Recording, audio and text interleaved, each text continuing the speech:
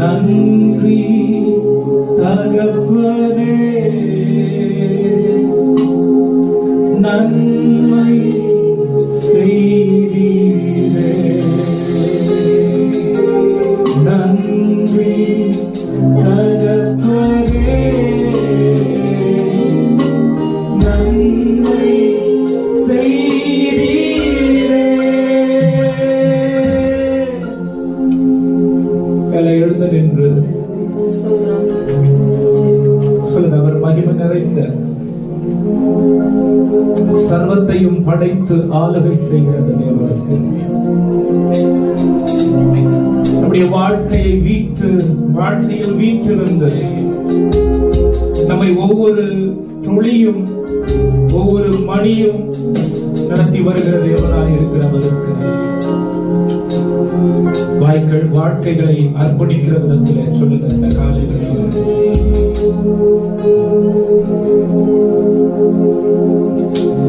நன்றி தகப்பனே, நன்மை செய்தீரே. நன்றி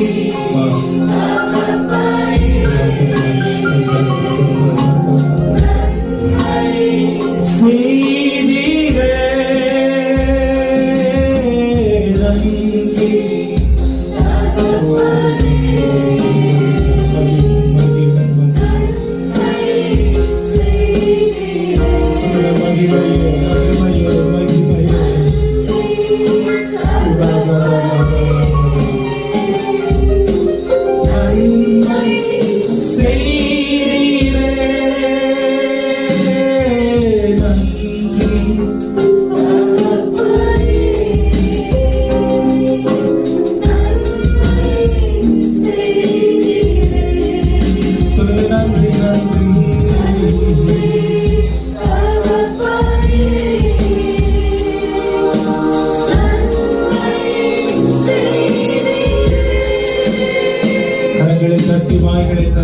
உள்ளம் நிரம்ப சொல்லுங்க. உலகத்துல எல்லா இடத்துக்கும் நாங்க போனாலும் கூடி வந்து உடைய சமூகத்திலே தேடுகிற அந்த பாக்கியம் பெரியதா இருக்கிறது. எத்தனை மனிதர்கள் எங்கள் வாழ்க்கையிலே நாங்கள் சந்தித்தாலும், எத்தனை சூழ்நிலைகளை நாங்கள் கடந்து வந்தாலும், ஆண்டவரே நீர் உம்முடைய ஆலயத்திலிருந்து எங்களை சந்தித்து எங்களோடு ஆண்டவரே உறவாடுவது விசேஷமான ஒரு அனுபவம். உமக்கு நன்றி செலுத்துகிறோம். உமக்கு நன்றி செலுத்துகிறோம் ஆண்டவரே. உமக்கு நன்றி செலுத்துகிற ஆண்டவரே. ஸ்தோத்திரிக்கிறோம்.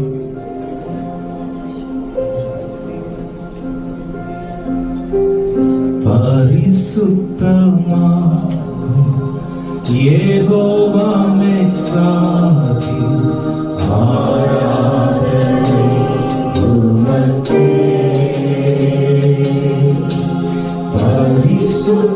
பரிசுத்தமாகும் யெகோவா மெக்காதி ஆராதனை. சொல்லுங்க. எங்களை உருவாக்குகிற தேவன், உருவாக்கும் தெய்வம் யெகோவா ஹோசேனோ ஆராதனை. மறந்து அந்த சர்வ வல்லமையுள்ள தேவனுக்கு உங்கள் உள்ளம் திறந்து கொடுத்து சொல்லுங்க. எங்களை உருவாக்குங்க அப்பா.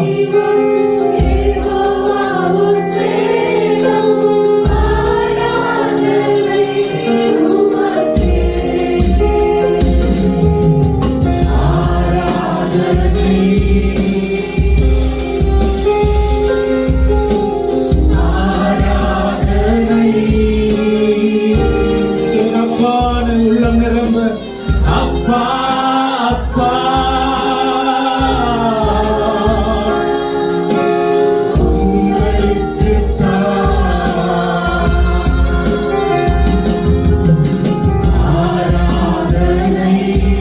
சொல்லுங்க. யாரும் தரக்கூடாத ஒரு சமாதானம், யாரும் உறவு கொள்ளக்கூடாத நிறையும் அந்த தேவன் தான் நமக்கு தர முடியும்.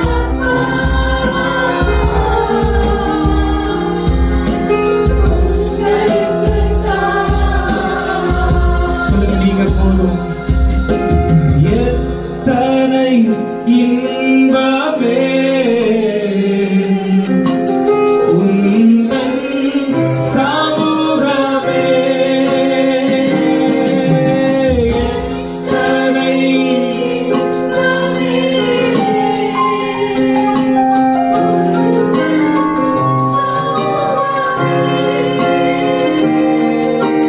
உள்ளமும் உடலுமே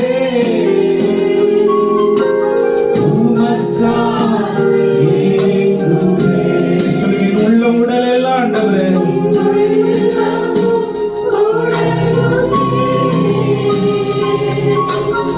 உமக்காய் ஏங்குதே. சொல்லுங்க, நீங்க போதும், நீங்க போதும்.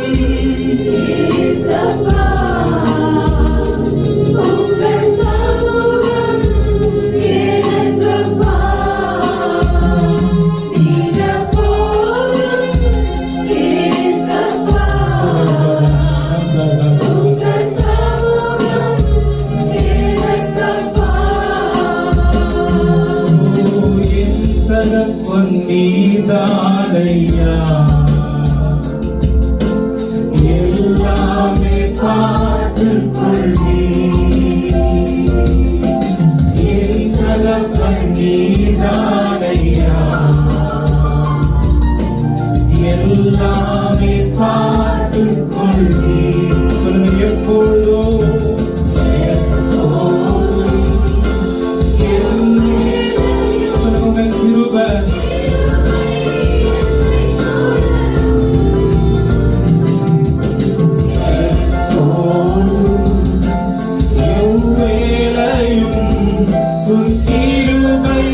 என்னை தொடரும். என் தகப்பன் எல்லாமே பார்த்துக் கொள்வி, என் தகப்பன் நீதானையா. எல்லாமே கடைசி அந்த வார்த்தைகள் சொல்லி முடிக்கலாம். கிருபையே கிருபையே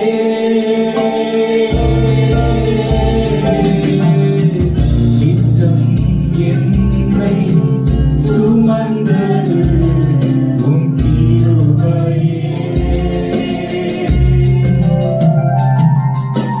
கிருபையே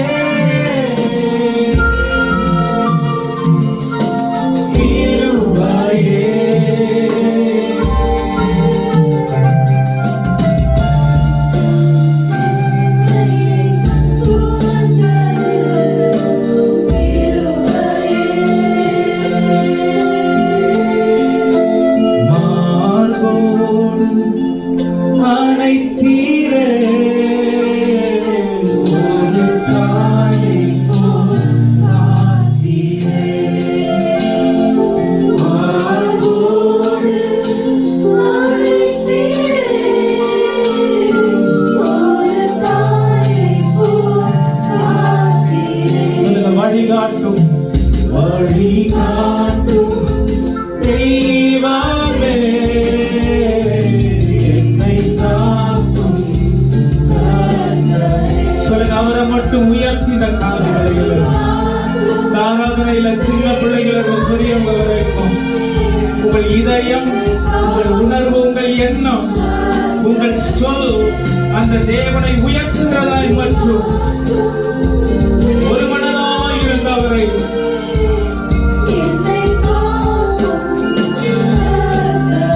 சொல்லுங்க, வழிகாட்டு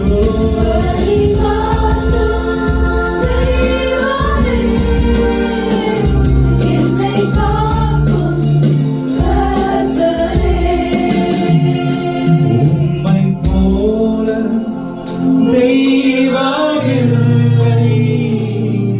இல்லை என்றால் நானும்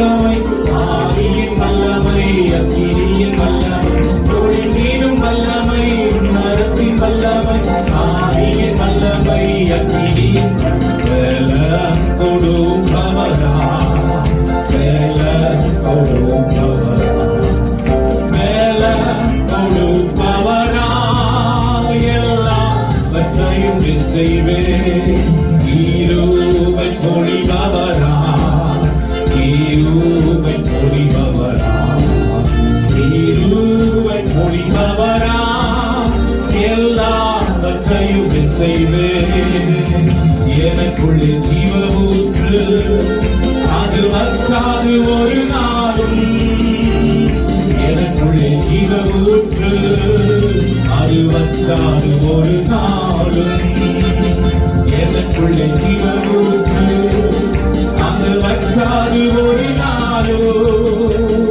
எனக்குள்ளே ஜீவ ஊற்று அது வற்றாது ஒரு நாளோ என்னுள்ளம் தேவன்பால் பொங்கி வழியுது என்னை இரட்டுத்தானாய் பாடுவேன் எவரும் அறியாதே என்னுள்ளம் பொங்குதே என்னுள்ளம் தொங்கி தொங்கி தொங்கி தொங்கி வழியுதே என்னுள்ளம் தேவன்பால் பொங்கி வழியுதே என்னை இரட்டுத்தானாய் பாடுவேன் எவரும் அறியாதே என்னுள்ளம் பொங்குதே உள்ளம் தொங்கி தொங்கி தொங்கி தொங்கி வழியுதே இனி ஜீவிப்பது நான் அல்ல என்னில் ஜீவிக்கிறார். சொல்ல முடியுமா அந்த வார்த்தையை உண்மையாய் அனுபவபூர்வமாய் வாழ்க்கையை கிறிஸ்துவோடு கூட இணைத்துக் கொண்டு அவரே அவரே இயேசு என்னில் ஜீவிக்கிறார்.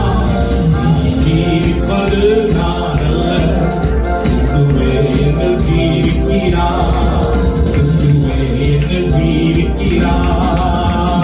சந்தோஷம் பொங்குதே சந்தோஷம் பொங்குதே சந்தோஷம் என்னை பொங்குதே ஹalleluya இயேசு என்னை ரட்சித்தார் முற்றும் என்னை மாற்றினார் சந்தோஷம் என்னை பொங்குதே சந்தோஷம் பொங்குதே சந்தோஷம் பொங்குதே சந்தோஷம் என்னை பொங்குதே ஹalleluya இயேசு என்னை ரட்சித்தார் முற்றும் என்னை மாற்றினார் சந்தோஷம் என்னை பொங்குதே வழி தப்பினான் பிரிந்து பாவ வழிகளை அறிந்து வழி தப்பினான் பிரிந்து பாவ வழிகளை ஆனால் இயேசு கைவிடான் ஒன்றும் என்னை மாற்றினான் ஆனால் இயேசு கைவிடான் ஒன்றும் என்னை மாற்றினான் நாளில் என்ன பாவம் நீக்கிற்று அந்த இந்த நாளில் என்ன பாவம் நீக்கிற்று சந்தோஷம்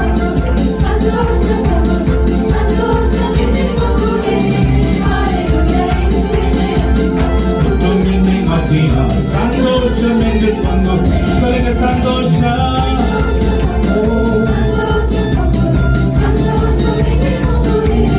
ஹalleluya இயேசு என்னை ரட்சித்தார் என்னை மாற்றினார் சந்தோஷம் என்னை கொண்டுதே எந்த உள்ளம்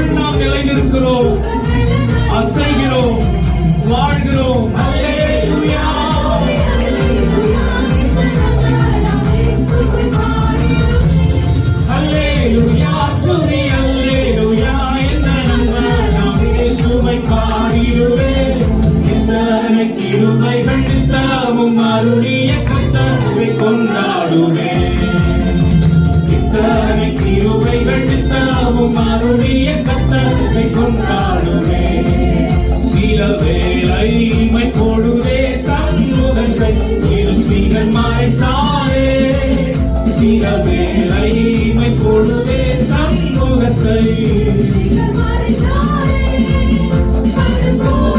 நீக்கி கிருபையும் பொழிந்தாரே. கடுங்கோபம் நீக்கி திரும்பவும் என்னை கிருபையும் பொழிந்தாரே. அல்லேலூயா துதி அல்லேலூயா இந்த நம்பராம் இயேசுவை.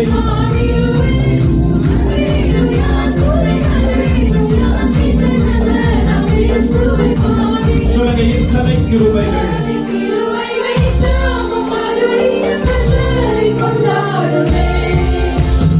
இத்தனை கிருபைகள் நித்தமும் அருளிய கர்த்தரை கொண்டாடுவே. என்னை நீரப்புமே என்னை நீரப்புமே என் பாத்திரம் மாவியை. சொல்லுங்க, என்னை நிரப்பும். இடத்துல உட்கார்ந்து கண்களை மூடி சொல்லுங்க, நீரப்புமே என்னை நிரப்பியே அனுப்புமே. பாத்திரம் நிரம்பி வழிந்திட மாவியை ஊற்றுமே. சொல்லுங்க, என்னை நிரப்போ. உலகத்துக்கான குறைவுக்கான காரியங்கள் எங்களை விட்டு அகன்று போக தேக்கி கிடக்கிற நிலைமைகள் எங்கள் வாழ்க்கையில் மாறி ஆண்டவரே மறுரூபமாக்கப்படுகிற ஜீவ கண்ணீரின் அனுபவத்தை எங்கள் வாழ்க்கைகளுக்கு ஆண்டவரே நீர் அப்பா கிருபையாய் தருவீராக. மாவியை சொல்லுங்க, நிரப்போ.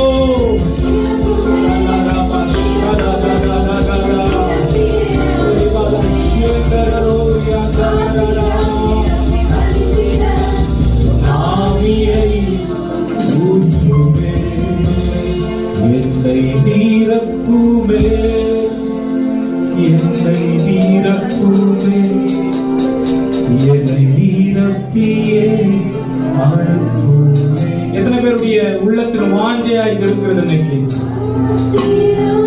நிரம்பி வழிந்திட சொல்லுங்க, என்னை நிரப்பும் அப்பா, என்னை நிரப்பும்.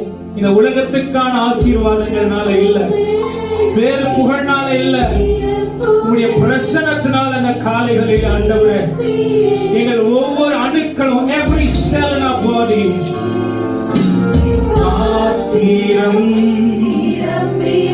அதுதான் புதுப்பிக்கப்படுகிற ஒரு அனுபவம். இன்னைக்கு அந்த அனுபவத்தை எங்களுக்கு கொடுங்க ஆண்டவரே.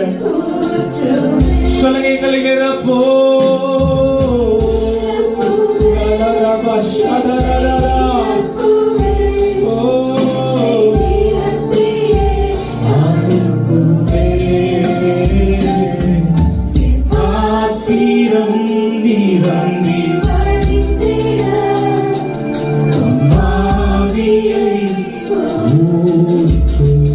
உதடுகளை திறந்து நல்ல சத்தத்தை உயர்த்தி சொல்லுங்க, நன்றி ஆண்டவரே, நீர் செய்த சகல உபகாரங்களுக்காக உமக்கு நன்றி பலிகளை எடுக்கிறோம். சூழ்நிலையை பார்த்து நாங்க ஆண்டவரே எங்களுடைய உணர்வுகளை வைத்து உம்மை தேடுகிறது எங்களுக்கு பழக்கமாய் நாங்கள் வைத்துக் கொள்ளாதபடிக்கு என்றென்றைக்கும் சதா காலமும் நித்திய நித்தியமாய் ஆண்டவரே நீர் நிரந்தர தேவனாய் இருக்கிறீர் என்ற அந்த புரிதலோடு கூட உம்மை ஆண்டவரை எல்லாவற்றிலும் நாங்கள் ஆண்டவரை பூரணர் ஆகும்படிக்கு நீர் எங்களை கிரியை செய்ய அசைவாட எங்களை ஒப்பு கொடுக்கிறோம். எங்களுடைய கட்டுப்பாட்டில் நீங்க இல்ல ஆண்டவரே, உம்முடைய ஆளுகையில் நாங்கள் இருக்கிறோம். நாங்க என்ன நினைக்கிறோம் அதை நீங்க செய்யறதுக்காக எங்களை ரட்சிக்கல. நீங்க விரும்புகிற காரியத்தை நாங்க எங்கள் வாழ்க்கையில் நிறைவேற்றும்படிக்கு எங்களை தெரிந்து கொண்டிருக்கிறீர். என்னை நீரப்புமே, என்னை நீரப்புமே, என்னை நீரப்பியே அனுப்புமே. என் பாத்திரம் நிரம்பி வழிந்திட உம் ஆவியை ஊற்றுமே. ஒரு ஜெபத்தை ஏறெடுக்கலாம். ரெண்டு கரங்களையும் வானத்துக்கு நேரா உயர்த்தி சொல்லுங்க. ஆண்டவர் இதை எனக்கு உணர்த்துறாரு. நான் இதை சொல்றேன். அநேக நேரம் ஒன்று Corinthians 5ஆம் அதிகாரம் 16ஆம் அந்த 5ஆம் அதிகாரத்தில் நாம் வாசிக்கும் பொழுது, ஒருவன் கிறிஸ்துவுக்குள் இருந்தால் புது சிருஷ்டியா இருக்கிறாங்க. புதிய சிருஷ்டி எப்படி நம்முடைய வாழ்க்கையில் நிலை பெறுகிறதுனா, பழையவைகள் நம்மிடத்திலே இல்லாமல் போய் விடுகிற ஒரே ஒரு வெளிப்பாட்டுல தான். சொல்லுங்க, ஆண்டவரே கிறிஸ்து எங்களில் ஆண்டவரை நிலைநாட்டப்பட்டிருக்கிறதற்கு அடையாளமாக பழைய காரியங்கள் எங்களை விட்டு அகன்று போகட்டும். சொல்ல முடியுமா? யாரும் கெட்டவங்க நல்லவங்கிற சொல்ற வேலை எனக்கு இல்லை. நான் அதுக்காக இங்க நிக்கல. ஆனா நமக்குள்ள இருக்கிற பரிசுத்த ஆவியானவர் நமக்கு தெரிந்த விதத்திலே நாம் தடுமாறி கொண்டிருக்கிற காரியங்களை அவருடைய கரங்களை விட்டு கொடுத்தார். அவர் நம்மளை இன்னும் இயேசுவை போல மாற்ற அனுகூலமாய் இருக்கும். அதற்காக தான் இந்த ஜெபம். சொல்ல முடியுமா? ஆண்டவரே, எனக்குள்ளே இருக்கிற குறைபாடுகளை அப்பா நீர் மாற்றி போடுகிறார். பழைய அனுபவங்கள் மாற்றி போடுகிறார். நீர் செயல்படக்கூடாத அளவிற்கு இருக்கிறதான தடைகளை அகற்றி போடுகிறார். பரிசுத்த ஆவியானவர் எங்களுக்குள்ளே ஆளுகை செய்ய முடியாத அளவிற்கு எங்களுக்கு என்று நாங்கள் வைத்துக் கொண்டிருக்கிற ஆண்டவர் எங்களுடைய சேஃப் பிளேஸ், பாதுகாப்பான இடத்தை உமக்கு அர்ப்பணிக்கிறோம். இந்த காலை வேளையில்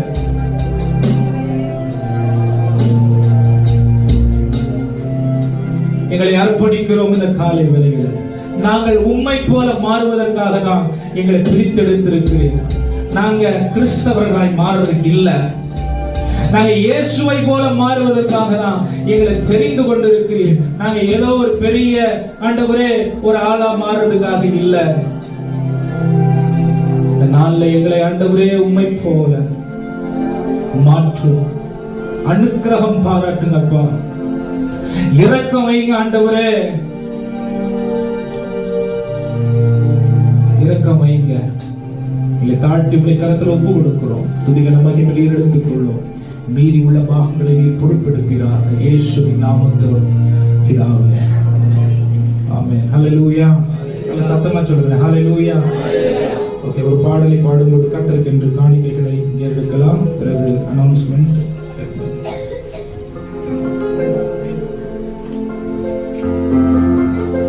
சிறுமையும் எளிமையும் என் மேல் நினைவாயிருப்பவர்,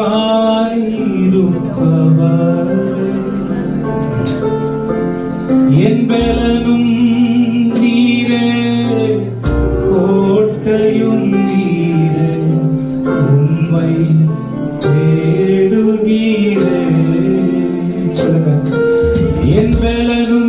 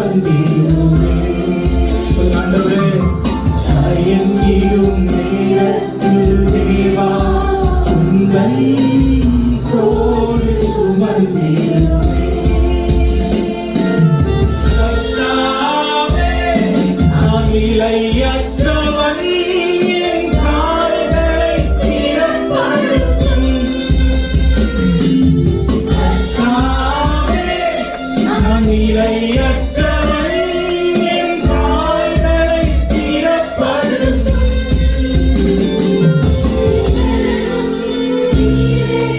கோட்டையும் நீரே, உம்மை தேடுகிறேன்.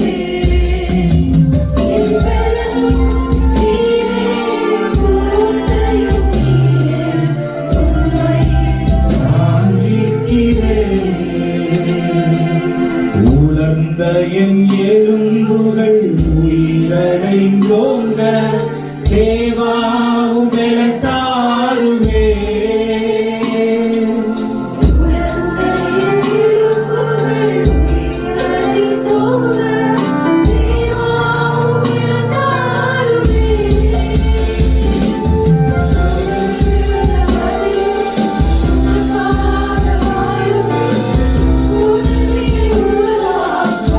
சொல்ல முடியுமா? உயிருள்ள வரையில்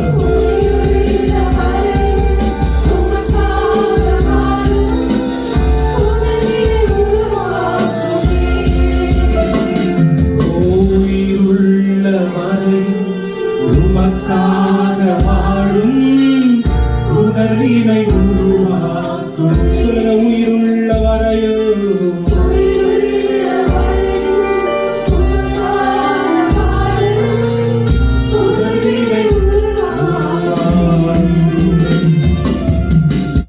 இன்னைக்கு தேவ ராஜ்யம் எப்படிப்பட்டதா இருக்கிறது, அதை யார் சுதந்தரிப்பார்கள், யார் சுதந்தரிக்க மாட்டார்கள் என்று கொஞ்ச நேரம் ஆண்டுடைய வார்த்தையை நாம் கேட்க போகிறோம். வாசிங்க யோவான் மத்தேயு 4ஆம் அதிகாரம் 17ஆம் வசனம். அது முதல் இயேசு மனம் திரும்புங்கள், பரலோக ராஜ்யம் சமீபித்திருக்கிறது. அது முதல் இயேசு என்ன சொல்றாரு? மனம் திரும்புங்கள், பரலோக ராஜ்யம் சமீபித்திருக்கிறது. இங்கிலீஷ்ல இந்த வசனம் எப்படி தெரியுமா இருக்கு? From that time Jesus began to preach. ஆண்டவராகிய இயேசு கிறிஸ்து பிரசங்கிக்க ஆரம்பித்த முதல் வார்த்தை எது தெரியுமா? மனம் திரும்புங்கள், பரலோக ராஜ்யம் சமீபித்திருக்கிறது. ஹல்லேலூயா சொல்லுங்க, ஹல்லேலூயா. அப்ப ஆண்டவராகிய தேவனுடைய ஒரே பிரசங்கம் என்ன தெரியுமா? பரலோக ராஜ்யத்தை குறித்ததான பிரசங்கம். ஆமென். ஆண்டவராகிய இயேசு கிறிஸ்து அற்புதத்தை குறித்து பிரசங்கம் பண்ணல. ஆமென். ஆண்டவராகிய இயேசு கிறிஸ்து அதிசயங்களை குறித்து பிரசங்கம் பண்ணல. ஆனா அதை செஞ்சார். பிரசங்கம் பண்ணல, அதை பரலோக ராஜ்யத்தின் அவர் அடையாளமாக அல்லது பரலோக ராஜ்யத்தின் வெளிப்பாடாக அற்புதம் செஞ்சாரு, அடையாளம் செஞ்சாரு. பிரசங்கம் பண்ணல. இன்னைக்கு பிரசங்கங்கள் அதுலதான் ஓடிட்டு இருக்கு. ஆமென். அப்புறம் ஆண்டவர் வந்து சிலுவையை குறித்து பிரசங்கம் பண்ணல. ஆமென். ஆனால் பாடுகளை குறித்து பிரசங்கம் பண்ணியிருக்கிற தேவனாய் இருக்கிறார். விடுதலையை குறித்து இயேசு கிறிஸ்து அதிகமா பிரசங்கம் பண்ணல, ஆனா அநேகரை விடுவித்திருக்கிறார். அற்புதங்களை குறித்து இயேசு பிரசங்கம் பண்ணல, ஆனால் அற்புதங்களை செய்தார். ஆமென். உயிர்த்தெழுதல் குறித்து ஆண்டவர் பிரசங்கம் பண்ணல, ஆனா மரித்தோர்களை உயிர்ப்பித்தார். அப்ப ஆண்டவராகிய இயேசு கிறிஸ்து இந்த உலகத்தில் காண்பித்த வெளிப்படுத்தின ஒரே ஒரு விஷயம் என்ன தெரியுங்களா? தேவ ராஜ்யம் சமீபித்து இருக்கிறது. ஹல்லேலூயா. அவர் உலகத்திற்கு இறங்கி வந்தார், தேவ ராஜ்யத்தை வெளிப்படுத்த வந்தார். ஹல்லேலூயா. அப்ப நீங்களும் நானும் இந்த உலகத்துல ரட்சிக்கப்பட்டதின் ஒரே நோக்கம் தேவ ராஜ்யத்தின் பிள்ளைகளாய் இந்த பூமியில் வாழ்ந்து தேவராஜ்யத்தில் நித்திய நித்தியமாய் அவரோடு கூட இருக்கும்படிக்காக. ஹல்லேலூயா. எத்தனை பேர் புரியுது நான் சொல்றது? ஆமென். இயேசு கிறிஸ்து இந்த பூமிக்கு வந்து அவருடைய பிரதானமான பிரசங்கம், அவருடைய 3/4 of his parable, அவர் சொன்ன ஓமைகளின் 3/4 பங்கு பரலோக ராஜ்யத்தை குறித்தே பிரசங்கித்தார். இத நிறைய பேர் புறக்கணிச்சுட்டு அவருடைய அற்புதங்களை எடுத்துக்கிறோம், அவர் செய்ததான அடையாளங்களை எடுத்துக்கிறோம், அவர் சொன்ன அவர் காண்பித்ததான மற்ற காரியங்களை எடுத்துக்கிறோம், அவர் சொன்னதை அவர் வாழ்ந்ததை விட்டுறோம். ஆமென். அதனாலதான் அவர் அவர் கொடுக்கணும்னு நினைக்கிற ரிசல்ட்ட நம்மளால எக்ஸ்பீரியன்ஸ் பண்ண முடியல, அனுபவிக்க முடியல. இப்போ ஆண்டவராகிய இயேசு கிறிஸ்து பரலோகத்திலிருந்து இறங்கி வந்து பரலோக ராஜ்யத்தை குறித்து அவர் பிரசங்கித்ததின் நோக்கம் என்ன அப்படின்னா, அவர் நாம் யாருக்கு சொந்தம் அப்படிங்கறத நமக்கு காண்பிக்கிற தேவனாக இருக்கிறார். அல்லேலூயா. நம்ம யாருக்கு சொந்தம்? கவனிங்க. முதலாவது, தேவராஜ்யம் ஒரு இடம். சொல்லுங்க, தேவராஜ்யம் ஒரு இடம் இல்ல.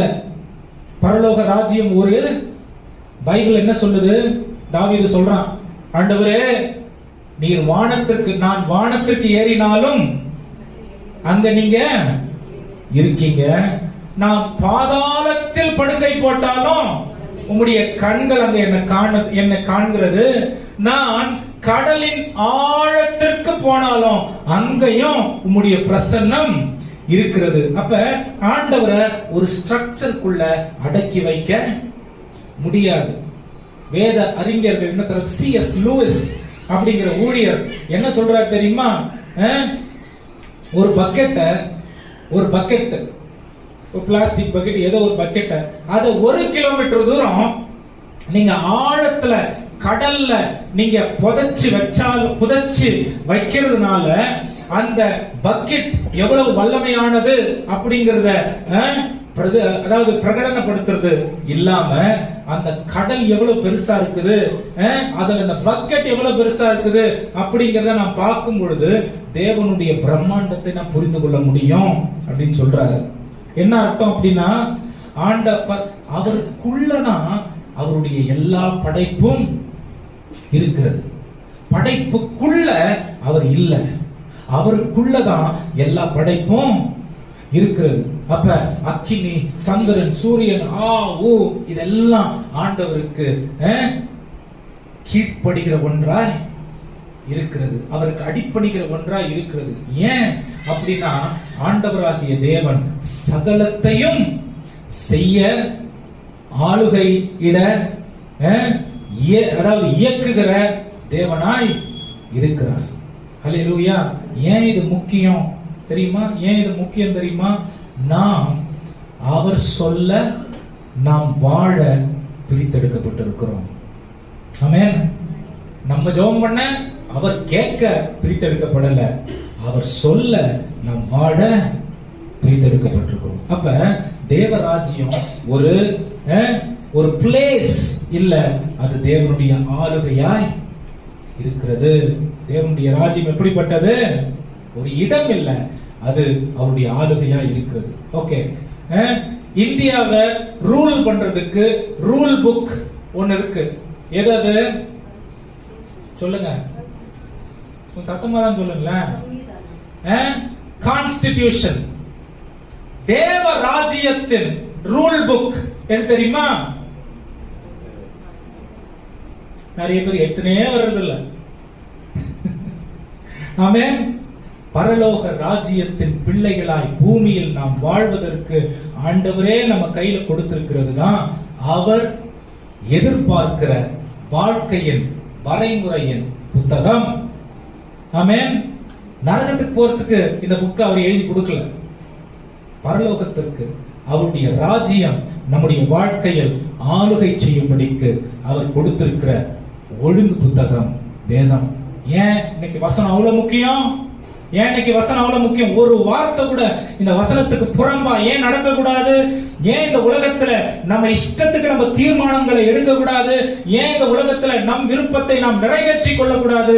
ஏன்னா நாம் பரலோக ராஜ்யத்தின் ஆளுகைக்குள்ளே வருவதற்கு தேவன் நம்மை பிரித்தெடுத்து ரட்சித்து அவருடைய பிள்ளை என்ற அடையாளத்தை கொடுத்திருக்கிறார். அப்ப பரலோக ராஜ்யத்தின் பிள்ளைகளா நம் பூமியில வாழணும்னா இந்த வேத வசனத்தின் ஒழுங்கின்படி வாழ்வது தேவனுடைய எதிர்பார்ப்பா இருக்கிறது. ஹல்லேலூயா, ஹல்லேலூயா. அது ஒரு இடம் இல்ல, அது அவருடைய ஆளுகை. ஹல்லேலூயா. நிறைய பேர் தேவ ராஜ்யம்னா என்ன நினைச்சுக்கிறோம்? ஒரு நல்ல கோல்ட்ல துணி, அப்புறம் ஒரு பெரிய சேர் கொடுப்பாங்க. பரலோகத்துக்கு போன உடனே அப்படியே பார்க்கறதெல்லாம் பல பல பல பலன்னு இருக்கும். ஆமென். ஹalleluya. ஒன்னு சொல்லட்டுமா? everything that you see is God's reflection. ஏனா எல்லாவற்றிலும் அவர் தென்படுவதற்கு, அவர் அவருடைய விருப்பத்தை பூமியில் காண்பிப்பதற்கு அவர் எல்லாவற்றையும் படைத்திருக்கிறார். ஆமென். அப்ப எல்லாத்தையும் அவர் தெரிகிறாரு. அவருடைய படைப்பின் பிரம்மாண்டங்கள் அவர் தெரிகிறாரு. அவருடைய உருவாக்குதல் அவர் தெரிகிறாரு. அப்படின்னா நமக்குள்ளேயும் யார் தான் தெரியணும்? சொல்லுங்க, நமக்குள்ளேயும் யார் தான் தெரியணும்? அதுக்கு தான் படைச்சிருக்காரு, அதுக்கு தான் பிரிச்சு எடுத்திருக்காரு, அதுக்கு தான் நம்மை ரட்சித்திருக்கிறாரு, அதுக்கு தான் அவருடைய ஆளுகையை நம் மீது செலுத்தி இருக்கிறார். ஆமென்.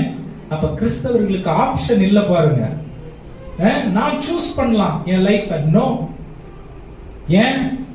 எந்த படைப்பும் அதுங்க எப்படி இருக்கணும் சூஸ் பண்ண முடியாது. ஏன்னா படைத்தவர் அவரை அவைகளில் காண்பிப்பதற்காகவே நம்மை படைத்து பிரித்தெடுத்திருக்கிறார். மனுஷனுக்கு இன்னும் சொல்லியே வச்சுட்டாரு. என்ன சொல்லிட்டாரு? மனுஷனை அவருடைய சாயலாக, அவருடைய ரூபமாக அவர் படைத்திருக்கிறார். அதுக்குதான் இயேசு கிறிஸ்து சொல்றாரு, என்னை கண்டவன் பிதாவை கண்டிருக்கிறான், என்னை பார்க்கிறவன் பிதாவை பார்க்கிறான். என் கேள்வி இன்னைக்கு, தேவ ராஜ்யத்தின் பிரதிபலிப்பாக இயேசு கிறிஸ்து வந்ததின் விளைவு அவர் தேவ சித்தத்தையே செய்தார், ஒழிய வேற எதையுமே செய்யல. அப்ப நீங்களும் நானும் இயேசுவை இந்த பூமியில், அதாவது என்னை அப்ப அவர் தைரியமா சொல்றாரு, தேவ ராஜ்யத்திலிருந்து அனுப்பப்பட்ட இயேசு கிறிஸ்து, கவனிங்க, என்ன ரூபம் எடுத்தார்? என்ன ரூபம் எடுத்தார்? அடிமை ரூபம் எடுத்தார். அப்ப இந்த அடிமை ரூபம் தான் எது? அடிமை ரூபம் தான் எது? மனுஷ. ஹalleluya. The last that he could become is man. Amen.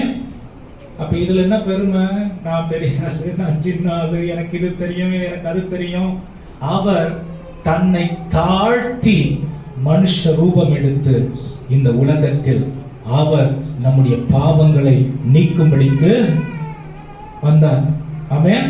அப்ப நம்மள அவர் தன்னை தாழ்த்தி மனுஷ ரூபம் எடுத்தார்னா, மனுஷன் தாழ்மையை வெளிப்படுத்தி இயேசுவை காண்பிப்பதற்காகவே படைக்கப்பட்டிருக்கிறார். ஹalleluya. சொல்லுங்க ஹalleluya. தாழ்மை இல்லாம பரிசுத்தம் வராது. பரிசுத்தம் இல்லாம தேவனை தரிசிக்க முடியாது. தேவனை தரிசிக்காம அவருடைய சாயல் வெளிப்படாது. அவருடைய சாயல் வெளிப்படாம நாம் பரலோகத்தின் ஆளுகையில் இருக்க முடியாது. புரியுதா உங்களுக்கு? இதுதான் step by step rule of Bible. ஹalleluya. தாழ்மை இல்லாம என்ன வராது? சொல்லுங்க, இத மறக்கவே கூடாது. தாழ்மை இல்லாம பரிசுத்தம் வராது. பரிசுத்தம் இல்லாம தேவனை தரிசிக்க முடியாது. தேவனை தரிசிக்கலனா அவருடைய சாயல் வெளிப்படாது. அவருடைய சாயல் வெளிப்படலனா அவருடைய ஆளுகையில நான் இல்ல. அவருடைய ஆளுகையில நான் இல்லனா வேற ஒரு ஆளுகையில இருக்கிறேன். ஆமென். அந்த ஆளுகை தேவனுக்கு முரணான ஆளுகையா இருந்தால் இந்த பூமியில் என் வாழ்க்கை நரகமா இருக்கும். ஆமென். ஹalleluya. தெளிவான தேவனுடைய வார்த்தை. அப்ப அது ஒரு இடம் இல்ல, அது அவருடைய ஆளுகை. ஹalleluya. நல்ல சத்தமா சொல்லுங்க ஹalleluya. அப்ப தேவனுடைய ராஜ்யம் முதலாவது சொன்ன, அது இடம் இல்ல, அவருடைய ஆளுகை. இரண்டாவது கவனிங்க, அவருடைய ஆளுகை நம்முடைய இதயத்துல ஆரம்பித்து விட்டார். என்னைக்கு அவருக்கு நீங்க ரெஸ்பாண்ட் பண்ணீங்க, அப்பா இனி இந்த வாழ்க்கை உமக்கு சொந்தம், இனி இந்த வாழ்க்கைய நீங்க தான் கையில எடுத்து நடத்தணும் அப்படின்னா என்ன சொல்ல வரீங்க தெரியுங்களா? இந்த உலகத்தின்படி நான் நடக்க மாட்டேன்னு சொல்றீங்க. ஆமென். இந்த உலகத்தின்படி நான் நடக்கிறதுக்கு எனக்கு விருப்பம் இல்லாததுனால இந்த வாழ்க்கையை நீங்க உங்களுடைய கரங்களை எடுத்து நடத்தணும். ஆண்டவரே, இந்த வாழ்க்கை உமக்கு மகிமையான வாழ்க்கையா இருக்கணும், அது எங்களுடைய இதயங்கள்ல ஆரம்பிக்கட்டும் அப்படின்னு. அதான் பைபிள் சொல்லுது, தேவனுடைய ராஜ்யம் உங்களுடைய இதயத்தில் விதைத்தாயிற்று என்று தேவனுடைய வார்த்தை சொல்ல முடியும். 1 கொரிந்தியர்ல 5ஆம் அதிகாரம் 19ஆம் வசனத்துல நீங்க பாக்குறீங்க, தேவனுடைய ஆலயமா நீங்க இருக்கிறீங்கன்னு சொல்லி. ஹalleluya.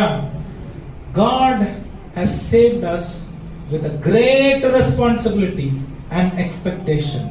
ஆண்டவர் நம்மை ரட்சித்தது ஒரு பெரிய எதிர்பார்ப்போடும் ஒரு பெரிய பொறுப்போடும். ஆமென். இந்த பெரிய எதிர்பார்ப்பும் பொறுப்பும் ஒண்ணே ஒண்ணுதான் நோக்கி வருகிறது.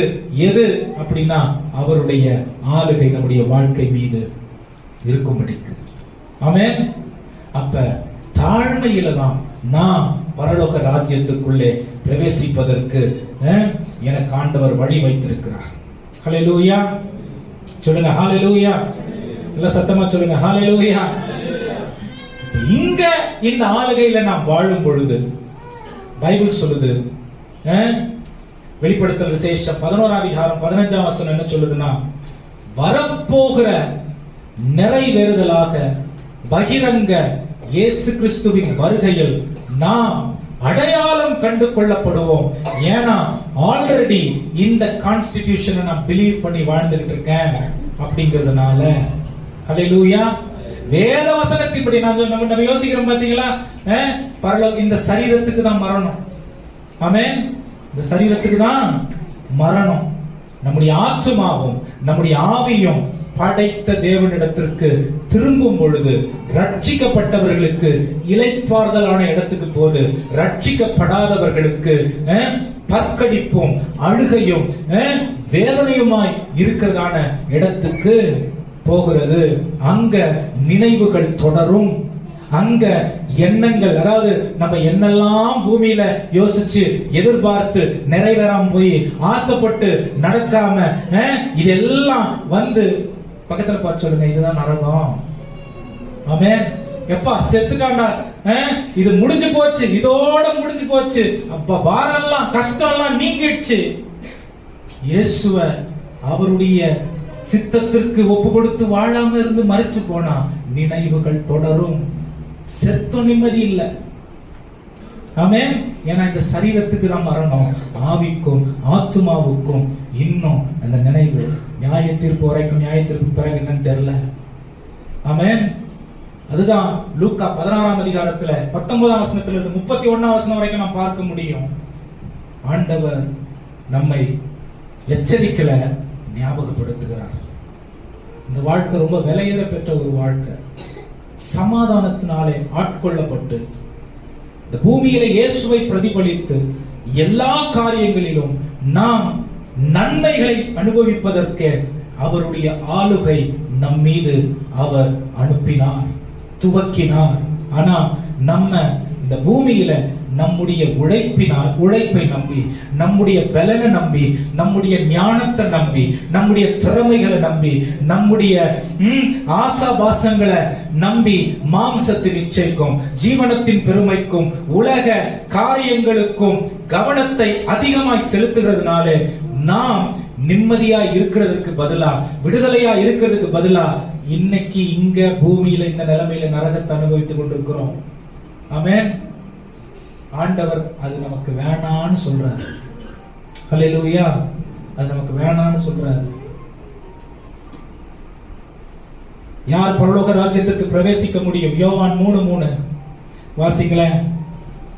யார் பரலோக ராஜ்யத்திற்குள்ளே பிரவேசிக்க முடியும்? வாசிங்க. யோவான் 3:3.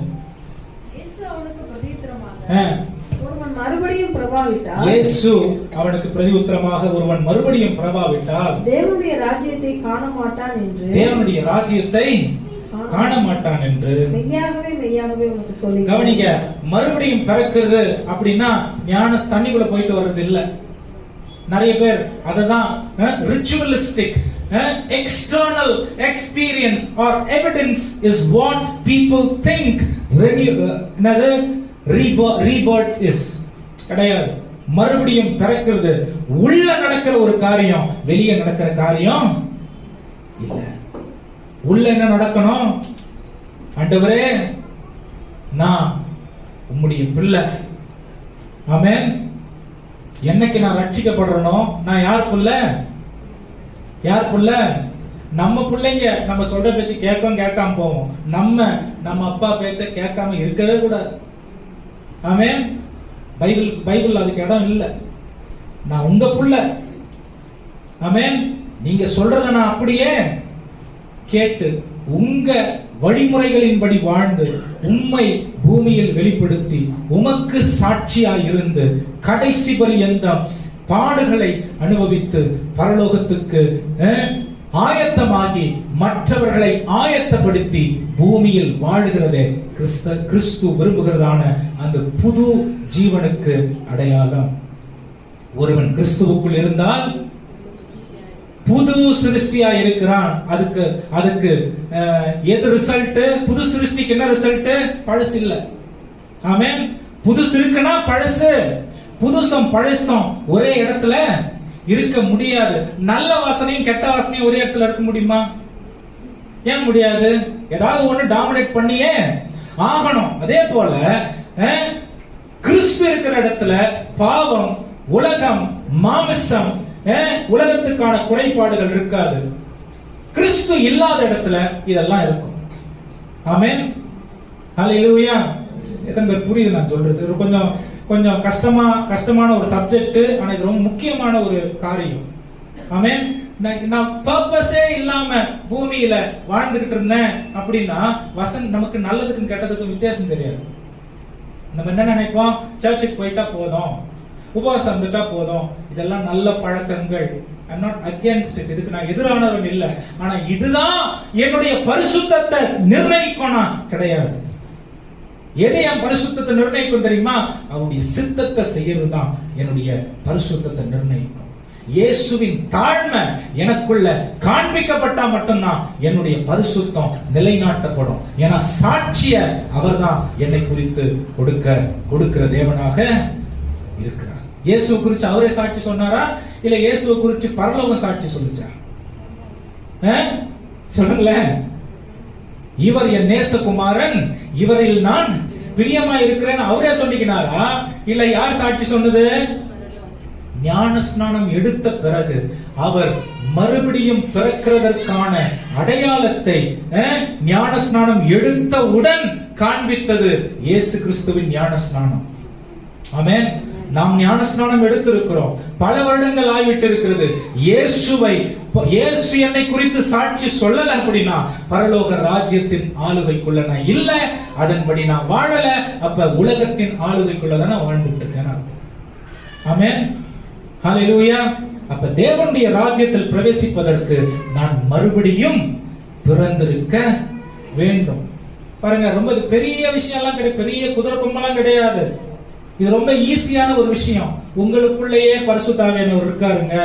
ஆண்டவரே, உங்களை நான் கண்ட்ரோல் பண்ண விரும்பல, நீங்க என்ன லீட் பண்ணுங்க அப்படின்னு விட்டு கொடுத்தா அவர் தெளிவாய் நம்மளை நடத்த போதுமான தேவனா இருக்கிறாரு.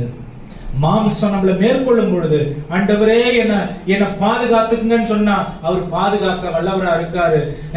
நாம் பாவத்துல விழாதபடிக்கு ஆண்டவரே என்ன அதை விட்டு மீட்டு எடுத்துக்கொள்ளுங்க ஆண்டவரே அப்படின்னா அவர் நம்மள அழகா நம்மளை பாதுகாக்கிற தேவனா இருக்கிறார், வழிநடத்துகிற தேவனா இருக்கிறாரு.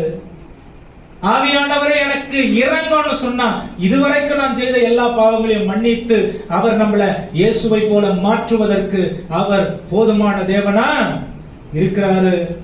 ஆமென். அந்த கண்ணு சாகுற வரைக்கும் உலகத்திற்கான ஆளுகையில இருந்துச்சுன்னா இயேசுவை பார்க்க முடியாது. ஆமென். அது மறுபிறப்புக்கு அடையாளம் இல்ல. ஹல்லேலூயா. சொல்லுங்க ஹல்லேலூயா. இவன் பெரிய ஊழியக்காரனா வந்துடும். உண்மையா நான் சொல்றேன், நான் இந்த மாதிரி தான் சுத்தி நிற்பேன். எங்க அப்பா டென்ஷன் ஆகும் நான் சர்ச்சில் இருந்தாலே. பாருங்களேன். ஹல்லேலூயா. யாருக்கு தெரியும் பேதுரு பெரிய ஊழியக்காரனா ஆவானா இல்லையான்னு? ஆண்டவர் அவனுக்கு வச்சிருந்த பேரு நான் சொல்லல. ஓகே, கவனிங்க. முதலாவது அதாவது மறுபடியும் பிறக்காவிட்டால் தேவராஜ்யத்தில் பிரவேசிக்க முடியாது. தேவராஜ்யம் it's a deliberate surrender. Amen. deliberate surrenderனா என்ன? deliberate surrenderனா என்ன? சாய்ஸ் இல்ல எனக்கு தெரியும் உனக்கு தெரியாது, ஆண்டவரே எனக்கு தெரியுதோ இல்லையோ நான் என்ன அர்ப்பணிக்கிறேன். அதான் deliberate surrender. எனக்கு தெரியும் நீங்க மட்டும்தான் இந்த உலகத்திலிருந்து எல்லா காரியங்கள்ல இருந்து என்ன ரிடீம் பண்ண முடியும், என்ன மீட்டெடுக்க முடியும். அதனால மற்ற காரியங்களை நான் சூஸ் பண்றதோட உங்களை நான் சூஸ் பண்றேன் அப்படிங்கிறது தான் டெலிபரேட் சரண்டர். ஹல்லேலூயா. சுயமாய் அர்ப்பணிப்பு செய்கிற ஒரு காரியம். ஹல்லேலூயா. சொல்லுங்க ஹல்லேலூயா. இரண்டாவது, எளிமையுள்ள ஆவியுடையவர்களாய் நாம் இருக்க வேண்டும். பரிசுத்த ஆவியானவர் எளிமையுள்ள ஆவியான தேவனாய் இருக்கிறார். எளிமையுள்ள ஆவியான சாப்பாடு இல்லாம அடுத்த வேலைக்கு பிரதர் கொஞ்சம் ஹெல்ப் பண்ணுங்க அந்த நிலைமை இல்லையா? இல்ல இல்ல இல்ல.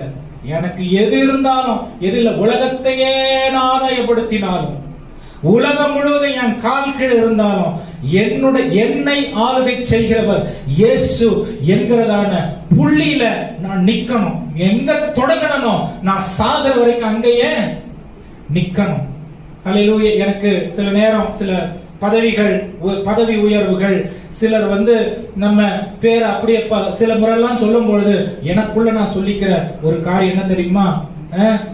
சாம் 0 ஜீசஸ் 100. சாம் 0 ஜீசஸ் 100. ஏன் தெரியுமா? அதுதான் சரியான ஈக்குவேஷன். இயேசு சொல்றாரு, என்ன என்று உங்களால் ஒன்றும் செய்ய. ஆமென். இன்னைக்கு என் படிப்பை வச்சு ஆண்டவர் கொடுத்துக்கிற தாளந்துகளை வச்சு என்னால ஃபேமஸ் ஆக முடியும். அதுக்கு ஆண்டவர் நம்மள தெரிஞ்சுக்கிட்டாரு. இயேசுவை ஃபேமஸ் பண்றதுக்காக தான் நம்மள தெரிஞ்சுக்கிட்டாரு. ஹல்லேலூயா. Not doing things in the name of Jesus, but doing everything for the name of Jesus. இயேசுவின் நாமத்திற்காக, அவருடைய மகிமைக்காக எல்லாவற்றையும் செய்வதற்காகவே நம்மை அவர் பிரித்தெடுத்திருக்கிற, தெரிந்தெடுத்திருக்கிற தேவனாய் இருக்கிறார். சோ வாசிங்களா அந்த மத்தேயு 3ஆம் அதிகாரம், மத்தேயு 5ஆம் அதிகாரம் 3:10, 3ஆம் வசனம் 10ஆம் வசனம். ஆவியில் எளிமை உள்ளவர்கள் பாக்கியவான்கள், பரலோக ராஜ்யம் அவர்களுடையது. பரலோக ராஜ்யம் அவர்களுடையது. ஆவியில் எளிமை உள்ளவர்கள் என்னது? எளிமைக்கு இன்னொரு வார்த்தை தாழ்மை. ஆமென். தாழ்மை உள்ளவர்களுக்கு தேவன் கிருபை அளிக்கிறவராய் இருக்கிறார். தாழ்மையாய் இருக்கிறவர்களுக்கு தேவன் ரகசியங்களை வெளிப்படுத்துகிறார். தாழ்மையாய் இருக்கிறவர்களுக்கு தேவன் அருகாமையில் இருக்கிறார். வேதம் சொல்லிக் கொடுக்கிறது. ஆமென். மூணாவது, முதல்ல நான் சொன்னேன், யார் ஆண்டவருடைய ராஜ்யத்தில் பிரவேசிக்க முடியும்?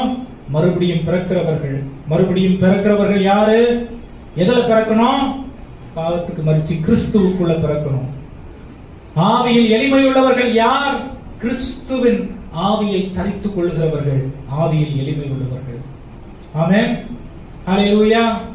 1 கொரிந்தியர் 2ஆம் அதிகாரம் 9-10 வசனங்களை வாசிங்க. 3 விதமான ஆவி நான் ஏற்கனவே இந்த சர்ச்சில் சொல்லியிருக்கேன். 1 பரிசுத்த ஆவி, 2வது உலகத்தின் ஆவி, 3வது மாம்சத்தின் ஆவி. ஆமென். மூணுமே நம்மள கண்ட்ரோல் பண்ணக்கூடிய இன்ஃப்ளூயன்ஸ் இருக்கு, அதிகாரம் இருக்கிறது. ஆமென். பரிசுத்த ஆவியானவர் நம்மள ஆளுகை செய்தா நம்மள தாழ்மைக்குள்ள கொண்டு போவாரு. தாழ்மைனா ஒண்ணு இல்லாதது இல்ல, எல்லாம் இருந்தோம் அவருடைய மகிமை அவருக்குன்னு புரிதலை தெளிவுபடுத்துவாரு. மாம்ச ஆவி உலக இச்சைகளும் உலக அதிகாரங்களும் உலக பதவிகளையும் தேடும். உலகத்தின் ஆவி பிசாசின் சத்தத்திற்கு கீழ்ப்படிந்து அவனை பிரியப்படுத்துகிற ஒரு ஆவியாய் இருக்கிறது. அப்ப எந்த ஆவி நமக்குள்ள இருக்கிறதோ அந்த ஆவிதான் வெளிப்படும். அப்ப இயேசு கிறிஸ்துவின் ஆவி உங்களுக்குள்ள இருந்தா பரிசுத்த ஆவியானவர் உங்களை தாழ்மைக்குள்ள கொண்டு போவார். அவரை பத்தி அவர் எங்கேயுமே பேசலங்க. இயேசு கிறிஸ்து அவரை பத்தி எங்கேயுமே மேன்மையா பேசல. அவர் வாய் திறந்து பேசுறத எல்லாம் எதை குறித்துனா, என் பிதாவின் சித்தத்தை நான் செய்ய வந்திருக்கிறேன், பிதாவின் விருப்பம் நிறைவேறட்டும், பிதாவினுடைய சித்தம் நிறைவேறட்டும், பிதாவினுடைய நேரம் வரட்டும், பிதாவினுடைய காரியங்கள் வெளிப்படட்டும். இயேசுவை குறித்து எங்கேயும் பேசல.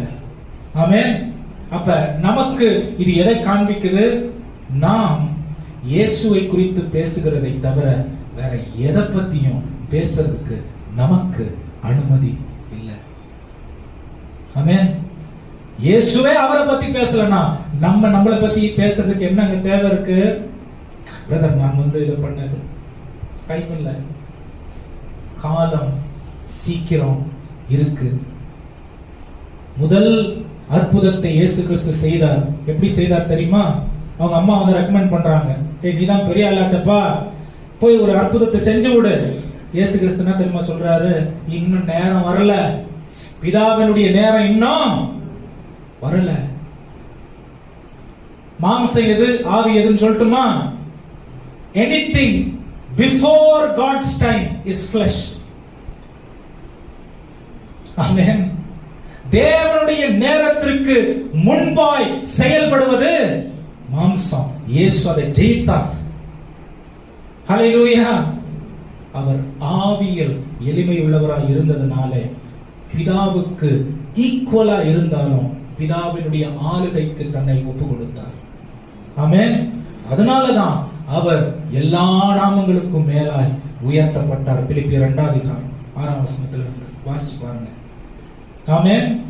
அப்ப நாம் தேவ ராஜ்யத்தின் பிள்ளைகளா, தேவனுடைய ஆளுகைக்குள் இருக்கிறவர்கள், அவரை மட்டுமே வெளிப்படுத்தி, அவரை மட்டுமே பேசி, அவருடைய நற்செய்தியை அறிவிக்கிறவர்களாக, அவருடைய அன்பை மற்றவர்களுக்கு பகிர்ந்து கொடுப்பவர்களாக நம்மை நாம் மறைத்துக் கொண்டு அவரையே எல்லாவற்றிலும் வெளிப்படுத்தும் பொழுது உங்களுடைய ஒவ்வொரு காரியமும் அவராலே அங்கீகரிக்கப்படும். அதன் ஆசீர்வாதம் நிறைவானதாக இருக்கும்.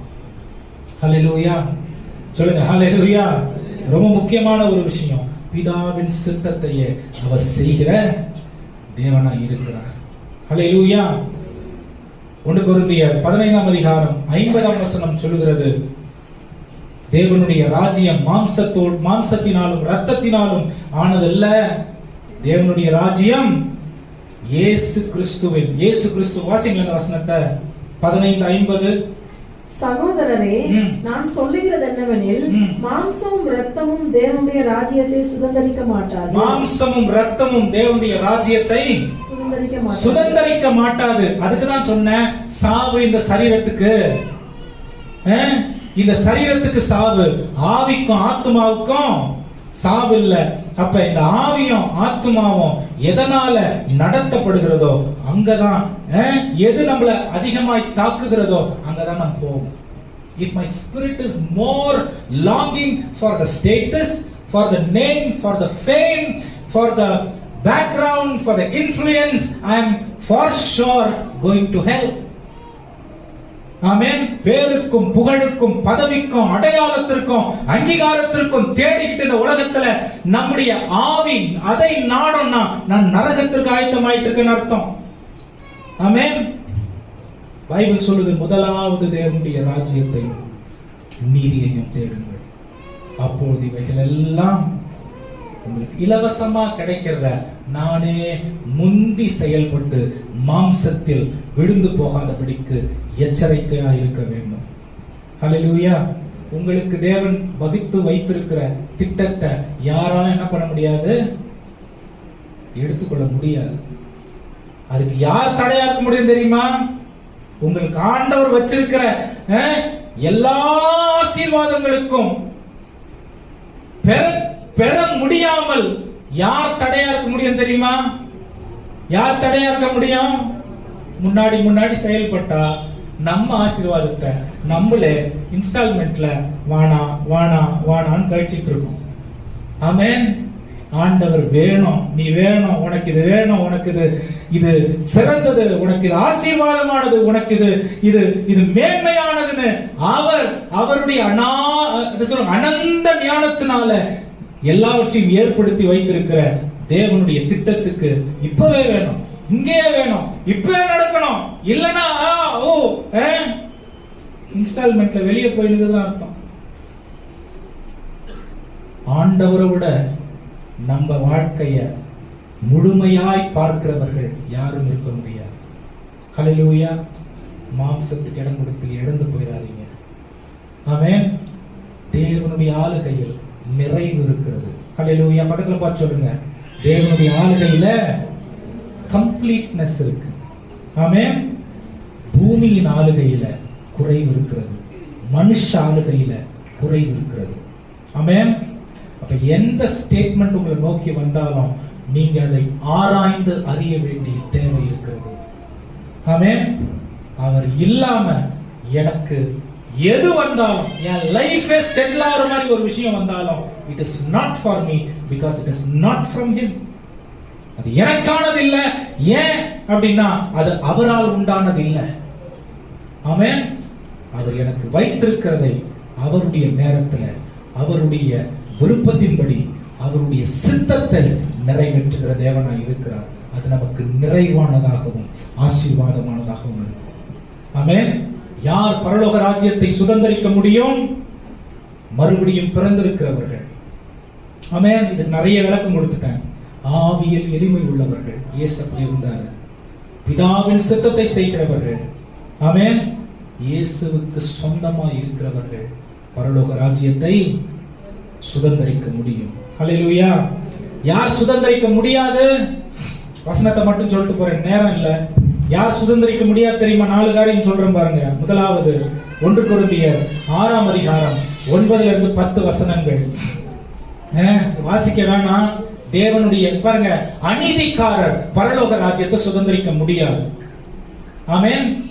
அநீதிக்காரர் பரலோக ராஜ்யத்தை சுதந்தரிக்க முடியாது.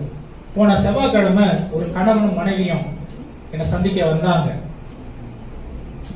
நான் இன்னொரு சகோதரனுக்கு இன்னொரு காரியத்தை சொல்லிட்டு இருந்தேன். அப்ப அந்த கணவனும் மனைவியும் வந்து 2 பேரும் நல்ல லைஃப்ல செட்டில் ஆகி இருக்கிற ஆட்கள். கணவன் வந்து ஒரு 2 லட்சம் ரூபாய் சம்பாதிப்பாரு, மனைவி வந்து ஒரு 80,000 ரூபாய் சம்பாதிப்பாங்க. அவங்க வந்தாங்க. அப்ப சில காரியங்களை வேதத்தை குறித்து நாங்க ஒரு 3.5 மணி நேரம் பேசிக்கிட்டோம். 3 மணிக்கு ஆரம்பிச்சு 6:30 மணி வரைக்கும் பேசிக்கிட்டே இருக்கோம். அந்த சகோதரி கன்வின்ஸே ஆகல. என்ன சொல்றாங்கன்னா, சகோதரிகளை கன்வின்ஸ் பண்றது ரொம்ப கஷ்டம் இல்ல. என்ன சொல்றாங்கன்னா, ஐயா ஆண்டவர் வந்து மன்னிக்கிறவர் தானே, அவர் எப்படி தண்டிக்க முடியும்? ஆண்டவர் அன்புள்ளவர் தானே, அவர் எப்படி கோபமா இருக்க முடியும்? இதனால ஒத்துக்கவே முடியாது. ஆமென். அப்புறம் அவங்களுக்கு டாக்டர், பைபிள் டாக்டர் சொல்ல வேண்டிய தேவையா போச்சு. ஆமென். நம்மை நோக்கி வருகிறதான நபர்கள் எப்படிப்பட்டவர்களாய் இருந்தாலும், வசனத்தில் நாம் தேறினவர்களாய் இருந்தால் நம்முடைய போதனை அவர்கள் நல்வழிப்படுத்தும். ஆமென். ஹல்லேலூயா. நான் சொன்னேன், அம்மா அவர் அன்புள்ளவர், அவருடைய குணாதிசயம், attributes of God, அவர் நல்லவரா இருக்காரு, அவர் அன்புள்ளவரா இருக்கிறாரு, அவர் இரக்கமுள்ளவரா இருக்கிறாரு, அவர் மனதுருக்கம் உள்ளவரா இருக்கிறாரு, அவர் பரிசுத்தம் உள்ளவரா இருக்கிறாரு, அவர் நீதி உள்ளவரா இருக்கிறாரு. எப்படிங்க? இதுவே பாருங்க, அவர் எப்படி 100க்கு 100 அன்பு செலுத்துகிற தேவனா இருக்கிறாரோ, அதே போல 100க்கு 100 அவர் நீதி உள்ள நியாயாதிபதியா இருந்து ஆகணும். ஆமென். இல்லனா அவர் தெய்வமா இருக்க முடியாது. ஆமென். He cannot change himself to the situation. சூழ்நிலைகளுக்கு ஏற்றவாறு அவர் மாறிவிடுகிற தேவன் இல்ல. மனுஷங்களுக்கு ஏற்றவாறு அவர் மாறிவிடுகிற தேவன் இல்ல. கிறிஸ்தவங்களுக்கு ஒரு மாதிரி நியாயம் செய்யறது, கிறிஸ்தவம் இல்லாதவர்களுக்கு ஒரு மாதிரி நியாயம் செய்யறது, அப்படிப்பட்ட தேவன் அவர் இல்ல. அவர் ஒரே தேவன், ஒரே சத்தியம் தான். பக்கத்துல பார்த்து சொல்லுங்க, ஒரே சத்தியம் தான். There can never be two truth. 2 சத்தியம் இருந்துச்சுன்னா அதுல ஒண்ணு பொய்யா தான் இருக்கணும். ஆமென். நான் எந்த சத்தியத்தை பிடிச்சிட்டு இருக்கேன் அப்படிங்கறத வேதத்தின் கண்ணாடியோடு நான் பார்க்கணும்.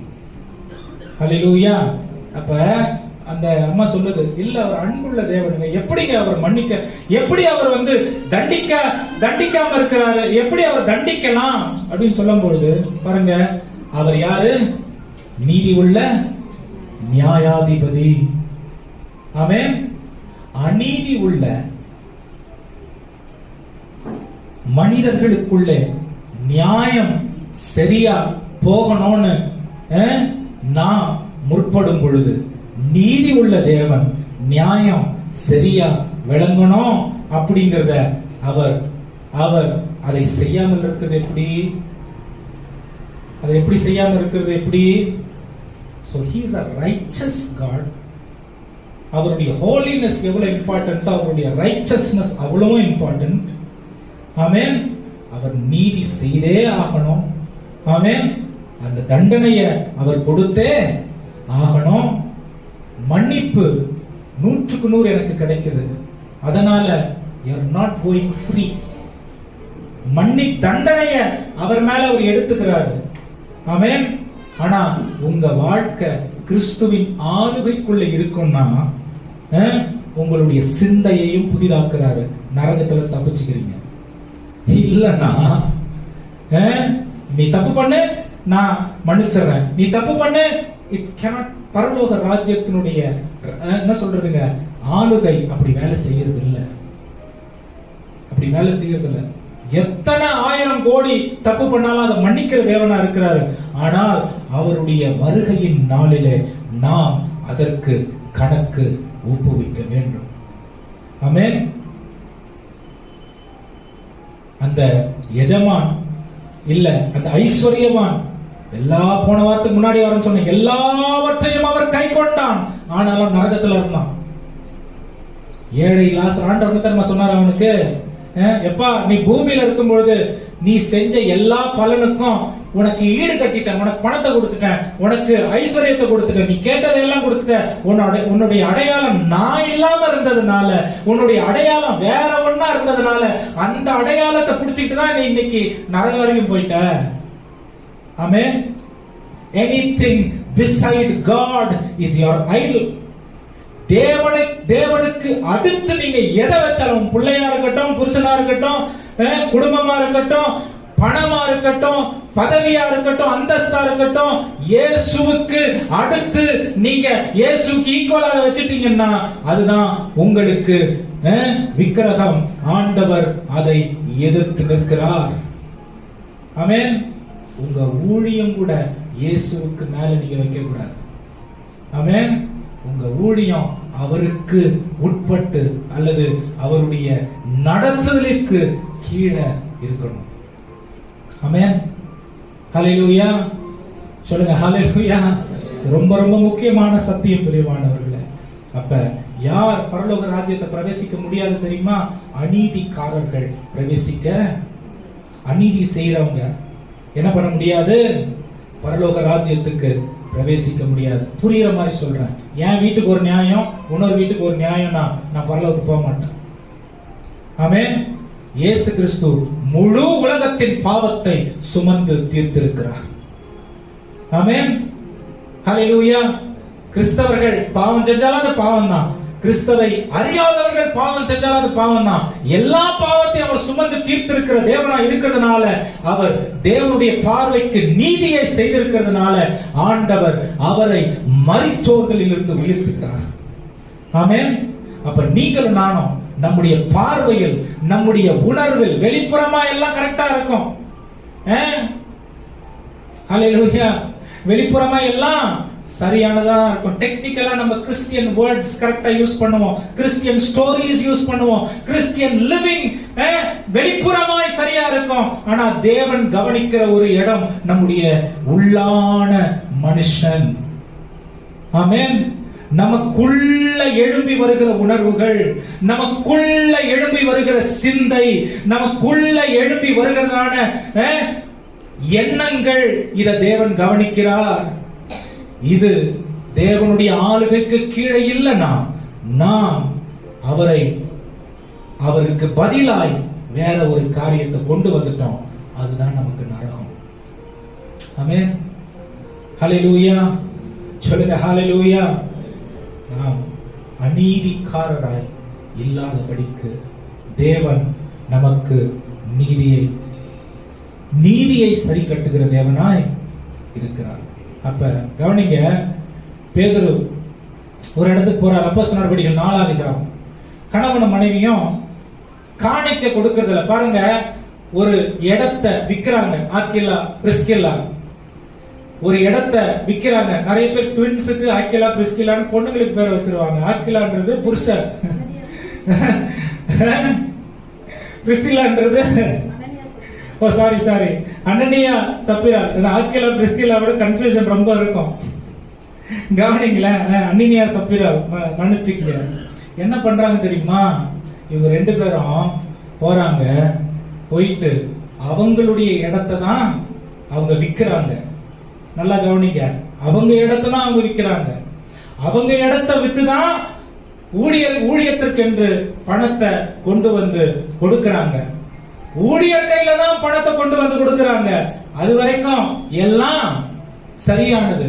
ஆனா அவங்க தீர்மானிக்கும் பொழுது ஒரு தீர்மானத்தை அவங்க எடுத்தாங்க. என்ன தீர்மானம்? இந்த இடத்துல வர எல்லா பணத்தையும் ஊழியத்துக்கு கொடுப்பேன்.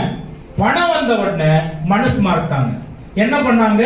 இதுல கொஞ்சம் நமக்கு வச்சுக்கலாம். ஆண்டவர் உங்களுடைய தீர்மானத்தை பார்க்கிற தேவனா இருக்கிறாரு, உங்களுடைய செயலை பார்க்கிற தேவன் இல்லை. ஆமென், ஆமென். பொருத்தனை பண்ண நிறைவேற்றினீங்களா? தீர்மானிச்சுட்டேன். ஆனா ஐயோ இந்த இடம் ஒரு 2 லட்சத்துக்கு தான் போகணும்னு நினைச்சேன், 10 லட்சமா இருக்கே, எப்படி நான் இதை கொடுக்குறது சர்ச்சுக்கு? 10 லட்சம். ஆமென். நீங்க தீர்மானம் பண்ணுகிற அந்த தீர்மானத்தை தேவன் கவனத்தில் வைக்கிறார். பைபிள் என்ன தெரியுமா சொல்லுது? 7 தலைமுறைகளுக்கு அவர் கணக்கு கேட்பார்.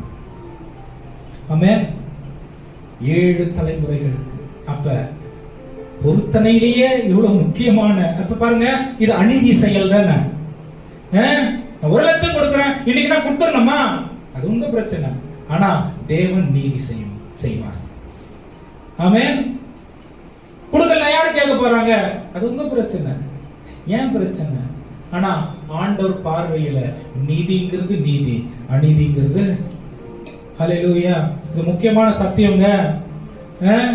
உங்க புது சாச்ச மைண்ட்ல வச்சு அதெல்லாம் அந்த மாதிரி எல்லாம் சின்னதா நான் இறங்கி பேசுற ஆள் கிடையாது. ஆமென். உங்க வாழ்க்கை ரொம்ப முக்கியம். நீங்க இவ்வளோ வசனம் கேட்டு வாழ்க்கை முழுசு ஆண்டவருக்காக வாழ்ந்து நரந்து போயிடக்கூடாது. ஆமென். அந்த அக்கறையில் நான் பேசிக்கிட்டு இருக்கேன். கவனிங்க, அவங்க 2 பேர் அன்னினியா சப்பிரால், அவங்க இடத்த அவங்க வித்தாங்க, அவங்க காசு அவங்க எடுத்துட்டு வந்து கொடுத்தாங்க. அவங்க இடத்த வித்த காசை அவங்க அவங்களுக்கு வச்சுக்கிட்டாங்க. பேதர் என்ன தெரியுமா சொல்றாரு? ஆண்டவருக்கு முன்பாக நீ பண்ண உடன்படிக்கை என்ன? ஆண்டவரை நீ வஞ்சிக்கலாமோ? ஏன் ஆண்டவருக்கு முன்னாடி இந்த காரியத்தை நீ பண்றதுக்கு முற்பட்ட அப்படின்னு சொன்ன மாத்திரத்துல 2 பேர் செத்து போயிட்டாங்க. ஆமென். அவ்வளவு சென்சிட்டிவான ஆண்டவரை நீங்களும் நானும் ஆராதித்துக் கொண்டிருக்கோம். ஆமென். அவ்வளவு சென்சிட்டிவான ஆண்டவர். It's not about money. ஆண்டவர், God is least bothered about your money. ஆண்டவர் உங்க பணத்து மேல கொஞ்சம் கூட அக்கறை இல்லாத தேவனா இருக்கிறாரு. உங்க உள்ளம் தூய்மையா இருக்கணும் ஆண்டவருக்கு முன்னாடி. உங்க வார்த்தையில அது சரியானது ஆண்டவருக்கு முன்னாடி இருக்கணும். இதுதான் அநீதியின் செயல். இதுதான் தேவனுக்கு அருவருப்பானதா இருந்தது. தேவன் அவர்களை அடித்தார், அவர்கள் மரித்து போனார்கள். ஆமென். அங்க நியாயம் செய்யப்பட்டது. ஏன்னா அவர் நீதி உள்ள நியாயாதிபதி. ஹல்லேலூயா. அந்த நியாயம் செஞ்சார். ஏன்னா அவரால அவருடைய ஸ்தானத்திலிருந்து பின்வாங்க முடியாது. He has to judge righteously. ஆமென். அது அவர் செய்தார். அங்க நியாயம் விளங்குச்சு. அங்க இருந்த மற்றவர்கள் அவர்களுடைய உள்ளத்துல கர்த்தருக்கு பயப்படுகிற பயம் வந்துச்சு. ஆமென். தேவ சமூகம், அவருடைய பிரசன்னம் மிகவும் மிகவும் பயப்படத்தக்கது ஒன்றாய் இருக்கிறது. ஹல்லேலூயா. முதலாவது சொன்ன இந்த வசனத்தை வாசிச்சுக்கங்க. 1 கொரிந்தியர் 6ஆம் அதிகாரம் 9-10 வசனங்கள். அநியாயக்காரர் தேவனுடைய ராஜ்யத்தை சுதந்தரிப்பதில்லை என்று அறியீர்களா? அதுக்கு அடுத்து இன்னும் நிறைய காரியம் இருக்கு, நீங்க வாசிச்சுக்கங்க. பொய் சொன்னா கூட ஆண்டவருக்கு அது அருவருப்பானது, பரலோகம் போக முடியாது. குடிவரி, களியாட்டம், கிரீடி. கிரீடினா என்னது? பேராசை, பொருளாசை. இதெல்லாம் தேவனுக்கு முன்பாக அருவருப்பானது. இதெல்லாம் அநீதியின் செயல். இவர்கள் தேவனுடைய ராஜ்யத்தில் பிரவேசிக்க முடியாது. ஆமென். எது இங்க வேதனையான ஒரு காரியம் தெரியுமா? மனம் திரும்பாத இதயமுடையவர்களாய் இருக்கிற பிள்ளைகளாய் இருக்கிறார்கள் என்று சொன்னால் எத்தனை வார்த்தை தேவனிடத்திலே, தேவனுடைய பலிபீடத்திலிருந்து வந்தாலும், ஆண்டவரே என்னை மாத்துங்க, நான் உண்மையாவே மாற விரும்புறேன், அப்படின்னு மனம் மாறாமல் இருக்கிறவர்கள் பரலோக ராஜ்யத்தில் பிரவேசிக்க முடியாது. இரண்டாவது, மாம்சத்தில் வாழ்கிறவர்கள், மாம்சத்தின்படி வாழ்கிறவர்கள் தேவராஜ்யத்தில் பிரவேசிக்க முடியாது. ஏன்னா மாம்சம் மாம்சத்தை தான் பிறக்க வைக்கும், மாம்சம் ஆவியை பிறக்க வைக்காது. ஆமென். மாம்சத்தின்படி வாழ்கிறவர்கள் தேவராஜ்யத்தில் பிரவேசிக்க முடியாது. மாம்சத்தின் கிரியையோ அப்படின்னு 17 காரியம் இருக்கு. கலாத்தியர் 5ஆம் அதிகாரம் 19 இருந்து 21ஆம் வசனம் வரைக்கும் வாசிச்சு பாருங்க. தேவனுடைய ராஜ்யத்தில் அவர்கள் பிரவேசிக்க முடியாது. விசுவாசம் இல்லாதவர்கள், அவிசுவாசத்தில் இருக்கிறவர்கள் தேவ ராஜ்யத்தை பிரவேசிக்க முடியாது. ஆமென். தேவ ராஜ்யத்தை பிரவேசிக்க முடியாது. ஆண்டவர் வரேன்னு சொல்றாரு. ஏன்னா வந்துட்டாரா? இவ்வளவு நாள் வரல, இனி வரல, இனி வந்துட போறாரு. இதுதான் விசுவாசம். இவங்க தேவ ராஜ்யத்தில் பிரவேசிக்க முடியாது. ஆமென். இவங்க மட்டும் இல்ல, என்ன வேணா பண்ணலாம். அவர் வரும்பொழுது அவர் மன்னிக்கிற தேவன், அவர் அன்புள்ள தேவன். அப்படியே மன்னிப்பு கேட்டவனே மன்னிச்சு ஏத்துக்குவாரு. அதுவும் அவிசுவாசம் தான். ஏன் தெரியுமா? தன்னுடைய கனி மரத்தினால் அறியப்படுகிறது ஒன்றாய். மரம் உலகம் முழுவதும் இருக்கிற உலகத்தின்படியே வாழ்ந்து அந்த கனி பரலோகத்திற்கான கனியா இருக்க முடியாது. அப்ப ஒவ்வொரு நாளும் தேவனுடைய ஆளுகைக்கு நம்மை ஒப்பு கொடுத்து வாழ வேண்டிய தேவை இருக்கிறது. ஹல்லேலூயா சொல்லுங்க. ஹல்லேலூயா. அவிசுவாசம். அப்ப ஆண்டவருடைய வார்த்தையை நம்ம வேதத்திலிருந்து சொல்லும் பொழுது, போதகர்கள் சொல்லும் பொழுது, இது என்ன அது என்ன அப்படிங்கிறதுக்கு பேர் என்னது? If you believe you will say, என்ன சொல்லுவோம்? அதை நம்ம விசுவாசித்தால் என்ன பண்ணுவோம்? ஆமென் அப்படின்னு ஏற்றுக்கொள்வோம். இது என்னது அப்படின்னா அதுக்கு பேர் என்னது? சொல்லுங்க பக்கத்துல பார்த்து. அவிசுவாசம். இவர் சொன்னா நடந்துருமா? ஆமென். அதுக்கு பேர் என்னது? அவிசுவாசம். ஆமென். ஒருவேளை பாஸ்டர் சொல்றது நடக்காது. அதே மாதிரிதான் பாருங்க, ஆதியாகமம் 6ஆம் அதிகாரத்துல 120 வருஷம் ஒரு சொட்டத்தல பாஸ்டர், அவர் பேர் நோவா, என்ன பண்ணாரு? பிரசங்கமா பண்ணாரு. மழை வந்து எல்லாம் வெள்ளத்துல போயிருவீங்கடா, ஜாக்கிரதையா இருங்க, ஆண்டவருடைய கோபம் உங்களுடைய பாவத்தினாலும் உங்களுடைய மீறல்களினாலும் அதிகரித்து போயிருக்கிறது, மனம் திரும்புங்க, தேவனுடைய கோபத்திற்கு தப்பித்துக் கொள்ள மனம் திரும்புங்க சொல்றாரு. 120 வருஷம் பிரசங்கம். டேய், மழைனா என்னது? ஃபர்ஸ்ட் லாஜிக் பேசுறாங்க, பிலாசபி பேசுறாங்க, இன்டெலக்சுவாலிட்டி பேசுறாங்க, சைக்காலஜி பேசுறாங்க. என்ன நடந்துச்சு தெரியுமா? இந்த பேசின நீதிமானா இருந்த நோவாவை ஆண்டவர் பாதுகாத்து பேழையில் அவனுடைய குடும்பத்தை பத்திரப்படுத்தினார். பேசின ஒருத்தன் கூட உயிரோட இல்லை. ஆமென். ஒரு புதிய துவக்கத்தை ஆண்டவர் கொடுக்கிறதுக்கு என்ன தெரியுமா பண்ணாரு? மொத்தத்தையும் அழிச்சு போட்டார். ஆமென். ஹல்லேலூயா. இதே போல கடைசி நாட்களில் சம்பவிக்கும் என்று வேத வசனம் சொல்கிறது. ஹல்லேலூயா. அவங்க எல்லாம் பாவத்துல மூழ்கி இருந்ததுனால ஆண்டவர் அவங்களை அழிக்கல, மனம் திரும்பாததுனால ஆண்டவர் அழிச்சிட்டார். ஆமென். பாவத்துல மூழ்கி இருந்ததுனால ஆண்டவர் அவங்களை அழிக்கல, மனம் திரும்பாததுனால ஆண்டவர் அழிச்சிட்டார். விசுவாசியாததுனால ஆண்டவர் அவங்களை அழிச்சிட்டார். கர்த்தருடைய சத்தம் நம்முடைய காதுகளுக்கு விழும் பொழுது என்னுடைய ஒரே நோக்கம் பரிசுத்தத்தை நோக்கி நான் நகர வேண்டும், இயேசுவை போல் நான் மாற வேண்டும். இதெல்லாம் என்கிட்ட காணப்படுது. இயேசுவுக்கு இதெல்லாம் பிரியமான காரியமா இல்ல அப்படின்னா நான் வருகையில் கைவிடப்படுவேன். ஹல்லேலூயா. கைவிடப்படுவேன். கவனிங்க, ஆண்டவர் பேசின எல்லா உவமைகளும் ரட்சிக்கப்பட்டவர்களுக்கு, பவுல் பிரசங்கித்த எல்லா பிரசங்கங்களும் சபைக்குள் இருக்கிறவர்களுக்கு. ஆமென். ஆண்டவர் சொன்ன ஓமை கவனிங்க. 10 பேர் இருந்தாங்க, 10 கன்னிகைகள் இருந்தாங்க. கன்னிகைகள்னா தப்பு பண்றவங்களா இருப்பாங்க? கன்னிகைகள் யாரு? நல்லவங்க, பரிசுத்தமா இருந்தவங்க, ஆனா ஆயத்தமா இல்லாதவங்க. ஆமென். கன்னிகைகள் ஆண்டவர் சொல்ற எல்லா உவமைகளும் பாருங்க, பரிசுத்தவான் இன்னும் பரிசுத்தமாகும்படிக்கு, ஆமென், சீர் பொருந்தியவன் இன்னும் சீர் பொருந்தும்படிக்கு, விசுவாசிக்கிறவன் இன்னும் விசுவாசிக்கும்படிக்கு. அதுக்காக தான் ஆண்டவர் இந்த வார்த்தைகளை சொல்றாரு. 10 கன்னிகைகள் இருந்தாங்க. 10 கன்னிகைகள் வெளிப்புறமா அவங்க எப்படிப்பட்டவர்களா இருந்திருப்பாங்க? எல்லாராலும் மதிக்கத்தக்கவங்களா இருந்திருப்பாங்க. எல்லாரும் இவங்க கிட்ட ஜெபம் பண்ணிக்க கேட்டிருப்பாங்க. எல்லாரும் இவங்க கிட்ட ஆண்டவருடைய பிரதிபலிப்பை பார்த்திருப்பாங்க. 5 பேரு ரொம்ப ஆயத்தமா எப்பொழுதும் தேவனுடைய சித்தத்திற்கு உட்பட்டு இருந்தாங்க. 5 பேரு பார்த்துக்கலாம் அப்படின்னு அலட்சியமா இருக்கிறது ஒரு தப்பாங்க. ஆனா வேதம் அது தப்புன்னு சொல்லுது. ஆமென். விடியலுக்காய் காத்திருக்கும் காவலனை போல நாம் என்னுடைய ஆத்துமா தேவனுடைய வருகைக்காய் ஏங்குகிறதுன்னு தாவீது சொல்றான். விடியலுக்காய் காத்திருக்கும். எப்படி எப்ப காலையில ஆயிடுமோ, நைட் டியூட்டி முடிஞ்சிட்டு வீட்டுக்கு போலாம் அப்படின்னு ஒரு காவலாளி எப்படி காத்துக்கிட்டு இருப்பானோ, அந்த மாதிரி எவ்ரி செகண்ட் நான் ஆண்டவருடைய நடத்துதலுக்கும் அவருடைய ஆளுகைக்கும் காத்து கொண்டிருக்க வேண்டும்.